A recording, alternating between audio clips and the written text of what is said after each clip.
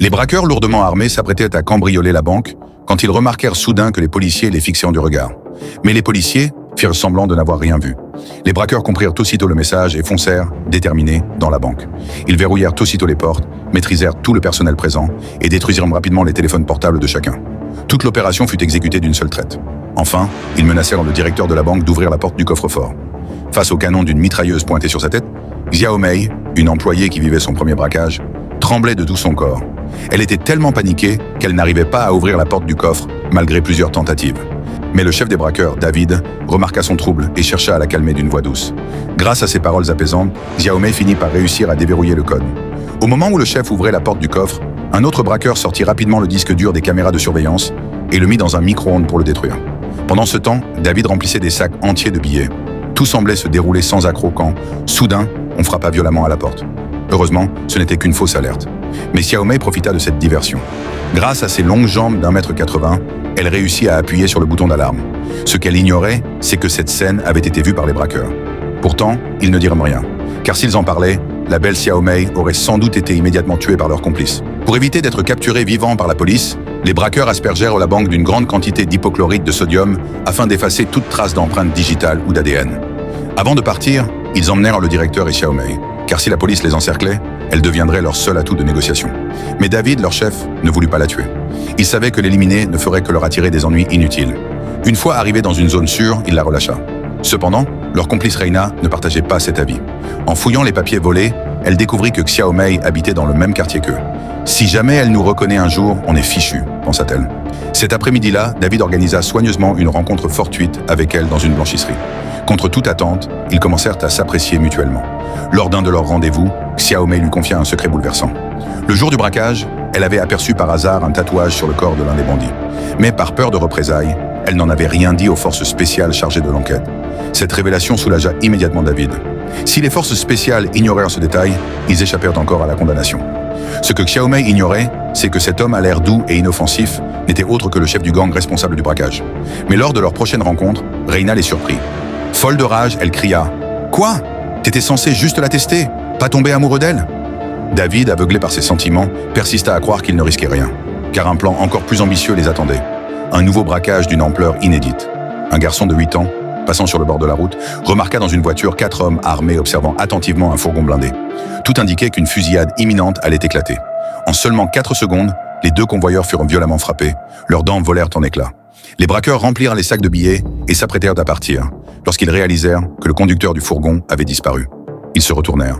Ils tenaient l'un d'eux en joue. Une rafale éclata. Le traître fut criblé de balles.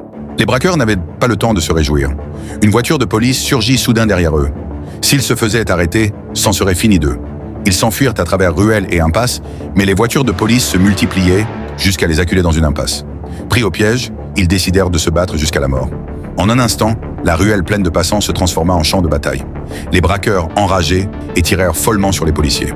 Profitant du chaos avant l'arrivée des unités spéciales, ils prirent la fuite, couverts par les rafales. Mais une voiture de police les poursuivit encore. Leur conducteur, pilote professionnel, effectua un virage en drift parfait à un carrefour et fit sortir la voiture de police de la route. « Voilà comment on conduit une putain de bagnole », lança-t-il. Mais à peine pensait-il être tiré d'affaire qu'un 4x4 surgit devant eux et bloqua la route. Pas de panique. C'était leur équipe de secours. L'un d'eux ouvrit le feu pour les couvrir, un autre transféra les sacs d'argent dans une autre voiture et le dernier répandit de l'essence sur le véhicule. Le briquet tomba au sol. En un instant, toutes les traces, empreintes et ADN disparurent dans les flammes. Ils réussirent ainsi à échapper à la police. Mais les autorités finirent vite par identifier les 3 braqueurs. Malgré leur nettoyage impeccable, la police continua à enquêter secrètement sur eux. Cependant, au lieu de se calmer, ils préparèrent un nouveau braquage encore plus audacieux. Après s'être assuré qu'il n'y avait personne, David scia la serrure avec une scie électrique, pendant que Reina forçait la porte arrière du coffre. Tous 2, vêtus d'uniforme de police, avancèrent d'un pas assuré vers les gardes de sécurité. Les gardes, méfiants, commencèrent à douter de leur identité. Sans la moindre hésitation, ils sortirent un grand sac pour tout emporter, ignorant qu'ils allaient bientôt en payer le prix fort. Quand ils rejoignirent la voiture censée les exfiltrer avec l'argent, David remarqua que l'endroit était anormalement silencieux. Il se précipita vers la fenêtre et ce qu'il vit lui glaça le sang. La police avait déjà bouclé tout le périmètre. À cet instant critique, Reina fut la première à repérer les tireurs d'élite en position. Sans hésiter, elle brandit sa mitrailleuse et arrosa la direction des forces spéciales d'une rafale déchaînée. Le bruit des balles retentit aussitôt. La guerre venait de commencer, impossible désormais de reculer. Au milieu de l'échange de tirs, le gros, surnommé Fatih, fut soudain atteint à un endroit vital. Et avant même que quiconque n'ait eu le temps de respirer, 2 grenades assourdissantes furent lancées par les forces spéciales à l'intérieur du bâtiment. 2 détonations tonitruantes éclatèrent, projetant David et ses compagnons au sol, étourdis. Mais à peine debout, il reçut une balle dans la tête d'un tireur embusqué. La colère de David explosa. Il riposta sauvagement contre les policiers. Reina, de son côté, maintint un feu nourri pour les couvrir. Mais à 3 contre des centaines d'hommes lourdement armés, leur sort était déjà scellé. Voyant la situation désespérée, Fatih prit une décision tragique. Il sacrifierait sa vie pour leur offrir une chance de s'enfuir. Puis, sans attendre de réponse, il monta dans une ambulance et fonça droit sur la foule, attirant les tirs ennemis. Sous la pluie de balles des forces spéciales, son corps fut criblé de projectiles. Profitant du chaos, David et Reina se déguisèrent en policiers. Pour maximiser leurs chances, ils décidèrent de se séparer. Mais le sac d'argent que portait Reina la rendait trop repérable. Un groupe de policiers la remarqua rapidement. Sans hésiter, Reina dégaina sa mitrailleuse et ouvrit le feu sur eux, les forçant à battre en retraite. Mais à peine eut-elle abattu plusieurs agents que d'autres surgissèrent de toutes parts. Bientôt encerclée, elle tira ses dernières balles, puis, à court de munitions, resta étrangement calme. Elle ramassa une canette de cola tombée au sol, l'ouvrit et but une grande gorgée, sereine. Les forces spéciales répliquèrent aussitôt et elle tomba sous une pluie de balles. Voyant sa fidèle partenaire tomber sous les tirs ennemis, mais il n'eut pas le temps de pleurer. Il reprit le volant et s'enfuit.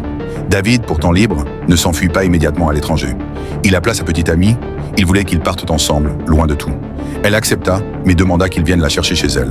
Cette demande brisa net ses espoirs, car à travers le téléphone, David comprit qu'elle était entourée d'agents en planque. S'il y allait maintenant, c'en serait fini de lui. Ils allaient raccrocher, quand soudain, sa petite amie prononça 2 phrases d'amour. Aussitôt, un sourire rare apparut sur le visage de David. Ces mots étaient leur code secret. Ils signifiaient « c'est dangereux, ne viens pas ». Les forces spéciales attendirent en vain, comprenant trop tard qu'ils avaient été dupés.